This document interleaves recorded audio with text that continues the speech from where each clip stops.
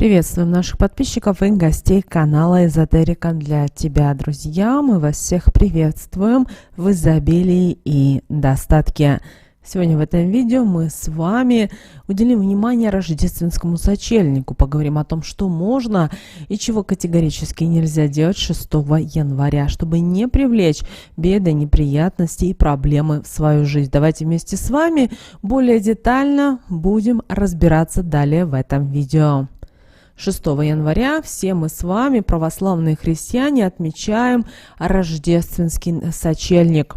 На вечере Рождества Христова в народе называли коляда, сочельник или сочельник. В старину говорили, что с этого момента зима движется к морозам, а солнце к лету. В праздничные службы 6 января в храмах посвящены главному событию – на вечерю Рождества Христова. В народе этот праздник называют колядами, сочельником и сочевником.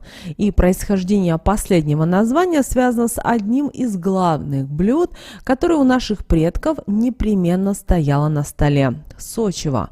Для его приготовления, как вы знаете, требуются размоченные зерна пшеницы, овса, риса можно использовать, а также мед и орехи.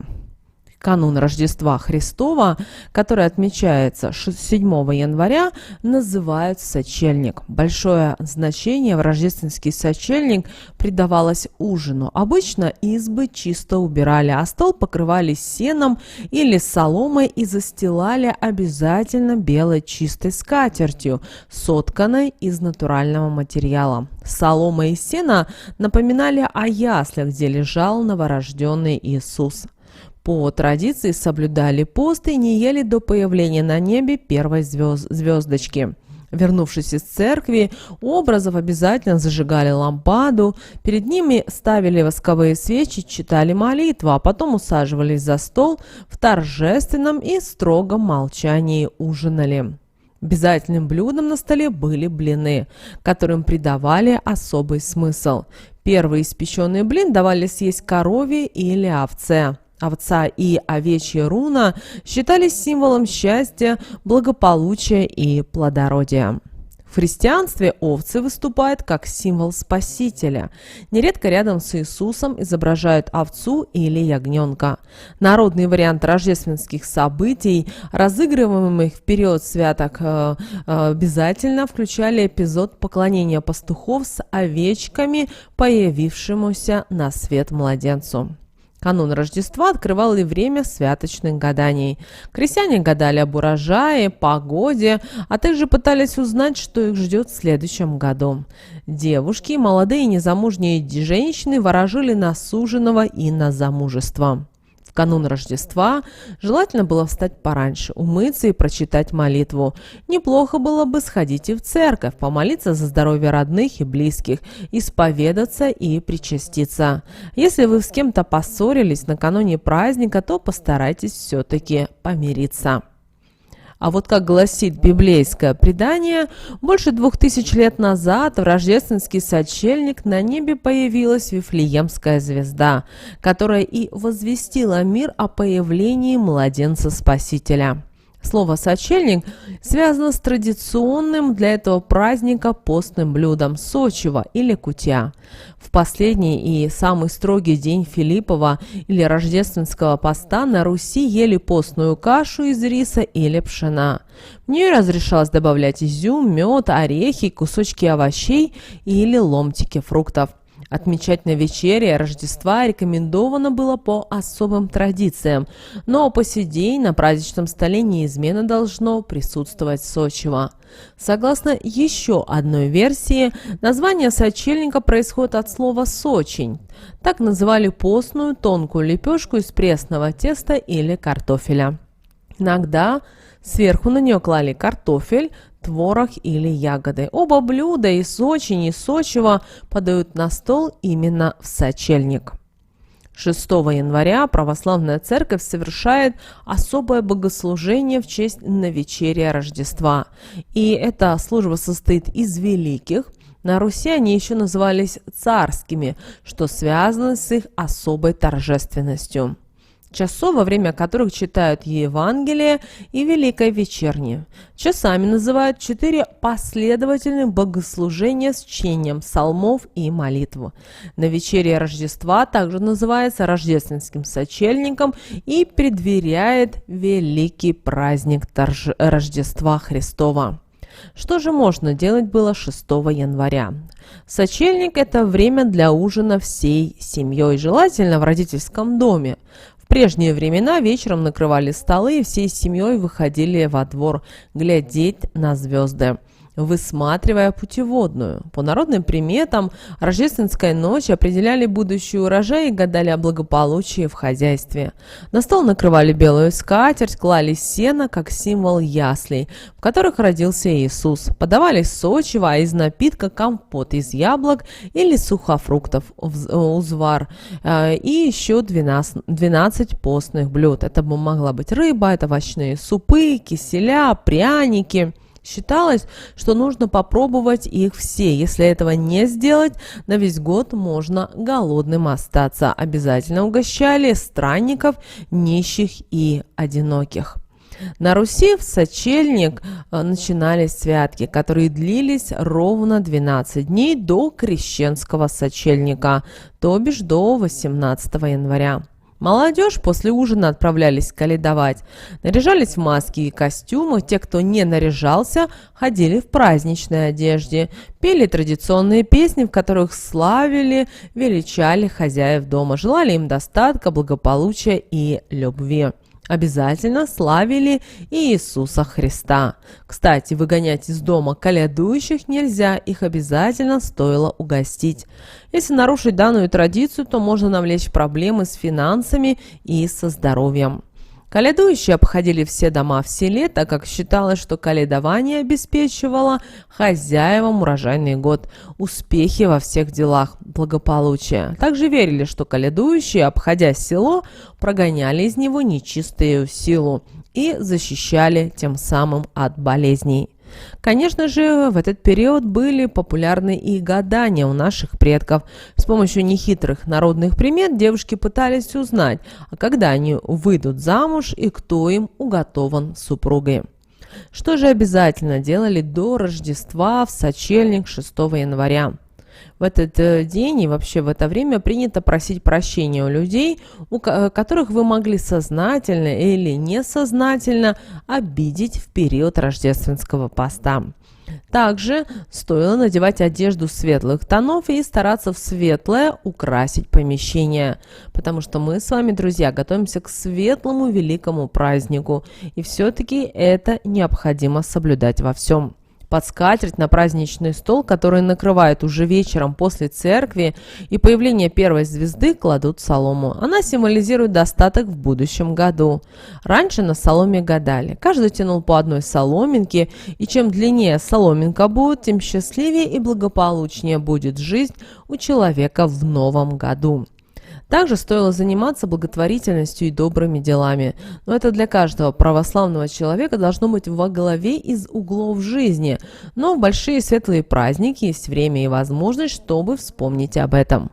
Готовить на стол нужно было сочево. Кстати, именно это ритуальное блюдо и дало название этому дню накануне Рождества – сочельник.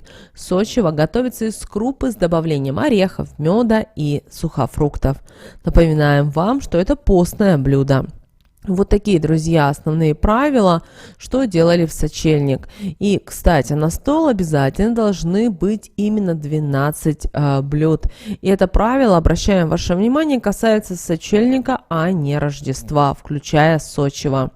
В сочельник на стол ставят еще постные блюда без мяса, молока и рыбы.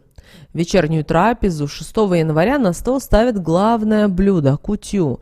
Это поминальная каша, которая готовится на основе отваренной крупы с добавлением сухофруктов и меда. По традиции считается, что старший член семьи берет чашу с кашей и съедает одну ложку, а далее передает по кругу всем, кто собрался вместе за столом. Обязательно ложку каши оставляют на столе на ночь в память об усопших в этой семье.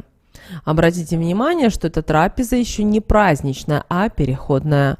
Уже красиво накрывают стол, достают свечи, но ужинают преимущественно в тишине и в покое, тихо встречая наступающий светлый праздник Рождество. Все шумные гуляния и поздравления начинаются уже 7 января и длятся до самого крещения 19 января. Этот период в народе называли святки. А еще есть интересная традиция сочельника ставить на стол 12 блюд по количеству апостолов в учениках у Христа. Кстати, блюда на столе в сочельник, напоминаем, должны быть постными. Это тоже крайне важный момент. Обращаем ваше внимание, так как церковный день начинается с вечера, то в церковь можно идти в честь Рождества на службу уже вечером 6 января. Но также торжественные богослужения будут проводиться и утром 7 января, так что тут можно выбирать для себя более удобный вариант по времени. Обе службы важные, торжественные и праздничные. Лучше всего, если получится посетить обе.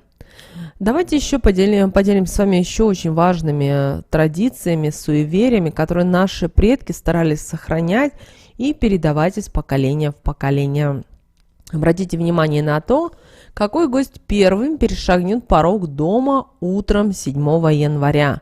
Если это будет женщина, то весь год хозяев будут преследовать горе и безденежье. А вот все взятые взаймы деньги нужно вернуть до Рождества, иначе человека или компанию ждет банкротство. Ну а чтобы проверить, принесет ли следующий год здоровье, перед домашним питомцем поставьте миски с едой и с водой. Если он сначала потянется к еде, то быть всем здоровыми в этом доме. А если решит испить воды, в семье в этом году, к сожалению, будут болезни. Если в рождественскую ночь вы столкнулись с какой-нибудь не очень хорошей приметой, не нужно портить себе настроение. В конце концов, любой человек сам хозяин своей жизни и творец своей судьбы. Также еще раз напоминаем, что на столе должно быть 12 постных блюд, и все 12 кушаний нужно попробовать. Нельзя оставлять хотя бы одно нетронутым. Начинать и заканчивать трапезу следует сочевом. Съесть нужно хотя бы 3 ложки, чтобы весь следующий год в вашем доме процветало благополучие, а домашние были здоровыми и счастливыми. До Рождества стол не убирается, как и вся еда, которая находится на нем. Все домашние обязательно должны надеть только новые одежды. Венчать наряженную елку должна Вифлеемская звезда, возвестившая о рождении Спасителя. Что же нельзя делать 6 января в сочельник? Давайте и мы в этом моменте разберемся. Итак, сочельник – это особое время. Заканчиваются приготовления к Рождеству. Считается, что 6 января нельзя весь день садиться за стол. Полный отказ от пищи соблюдается до вечера, пока не взойдет первая рождественская звезда. Запрещается приступать к священной трапезе в черной одежде. Традиция держать пост связана с тем, что в древние времена богослужение на вечере проходило вечером, и до окончания службы люди не ели. Но постепенно литургия перешла на более раннее время, и теперь служится утром, поэтому поститься уже не обязательно. Традиционно в этот день остерегались выносить мусор, заниматься шитьем, рукоделием, чтобы не притянуть к себе несчастье. А чтобы не отводить успехи благополучия, нельзя было запрещать другим колядовать в доме. Напротив, нужно стараться впускать колядующих, чтобы привлечь достаток. Нежелательно в сочельник заниматься тяжелым трудом, иначе весь год пройдет в заботах и в трудах. Также не стоило и мести пол, чтобы не вымести удачу и достаток. Конечно, нельзя ругаться, так можно привлечь в дом нечистую силу. Не стоит далеко и уходить от дома, чтобы не провести весь год в скитаниях. Также нельзя сидеть и в углу стола, запрет распространяется на девушек, которые мечтают о замужестве. Забудешь, наши предки говорили, значит рискуешь остаться незамужней. Также в это время нельзя общаться с должниками и людьми, которые жалуются на жизнь. Весь негатив может перейти к собеседнику. Также нельзя в это время посещать кладбище. Наши предки считали, что в это время оттуда можно не вернуться, остаться с умершими родственниками или друзьями, которые позовут к себе. Также, друзья, нельзя уходить далеко от дома. Наши предки считали, что после этого скитания растянутся на целый год. Вот такой, друзья, у нас с вами день 6 января, крещенский сочельник. Мы надеемся, наши советы и наши рекомендации вам помогают в жизни. Мы всех поздравляем с наступающими праздниками, желаем всего самого-самого наилучшего. Друзья, ну а прямо сейчас на экране вы видите два всплывающих окна. Это следующее рекомендованное видео для вас. Нажимайте на то видео, которое вам на интуитивном уровне понравилось больше, и смотрите. Всех вам мыслимых и немыслимых благ. Услышимся с вами уже буквально, друзья, в следующем видео.